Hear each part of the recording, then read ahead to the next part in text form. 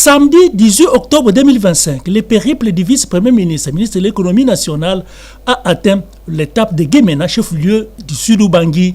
Le gouverneur et sa suite, les membres de l'Union sacrée de la nation, lui ont offert un accueil rassurant. À sa descente d'avion, première destination, le village Bokangadoua, à environ 20 km de Guémena, pour voir la chute de la rivière Molungu, où on peut construire une microcentrale électrique capable de produire 2 MW d'électricité, ce qui s'inscrit dans la vision du chef de l'État, celle d'électrifier les grands nombres de villages et villes de la RDC pour son développement socio-économique de base. C'est cette bonne nouvelle du président de la République qu'a apporté Daniel Mukoko Samba à la population du Sud-Ubangi.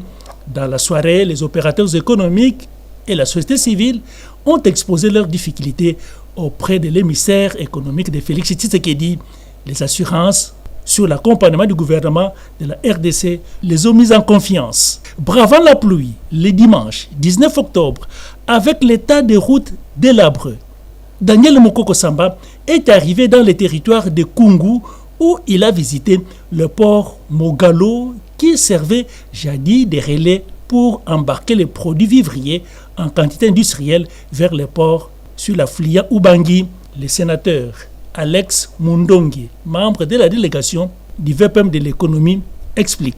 L'idée est partie du ministère de l'économie nationale. Il a eu l'idée de partir avec une approche de proximité pour essayer de relancer tant soit peu l'économie nationale. Mais pour y arriver, il faut identifier le réel problème qui se pose dans la contrée. Raison pour laquelle il a décidé de venir sur le lieu identifier le problème. Mais le problème d'ici d'Ubangi, c'est beaucoup plus les voies d'évacuation. Sont tellement délabrés qu'on ne sait même pas évacuer, qu'on ne sait même pas communiquer. Il n'y a pas de relais à l'intérieur. Alors, il y avait cette rivière qui, à l'époque, qui servait de port où les opérateurs économiques qui opéraient dans la province acheminaient leurs produits vers l'affluent Ubangi, exactement vers le port de Dongo, là où il y a un grand port, et de là, ça continuait vers Kinshasa qui était un grand débouché. Et les produits qui allaient vers l'exportation continuaient également vers l'étranger.